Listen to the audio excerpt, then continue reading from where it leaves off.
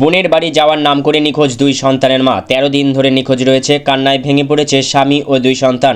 মা ফেরার অপেক্ষায় দিন গুনছেন সন্তানেরা। থানায় নিখোঁজ ডায়েরি করেছেন স্বামী। পুলিশ সূত্রে জানা গিয়েছে নিখোঁজ বধূর নাম বিশ্ব মল্লিক, বয়স ৩৪। তার বাড়ি হরিশ্চন্দ্রপুর ১ ব্লকের রশিদাবাদ গ্রাম পঞ্চায়েতের ভেলাবাড়ি এলাকায়। স্থানীয় সূত্রে জানা গিয়েছে গত ২৩শে ফেব্রুয়ারি বোনের বাড়ি যাওয়ার নাম করে বাড়ি থেকে বেরিয়ে আর ফেরেনি। ফোন বন্ধ রয়েছে। ফেসবুকে রিলস তৈরি করতেন বধূ।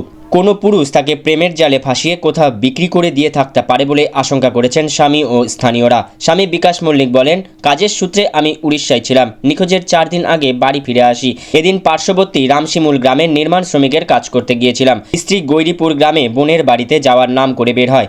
রাত পেরিয়ে গেলেও আর ফেরেনি। সঙ্গে ৫৫,০০০ টাকা ও মোবাইল ফোন নিয়ে গেছে। ফোন বন্ধ রয়েছে।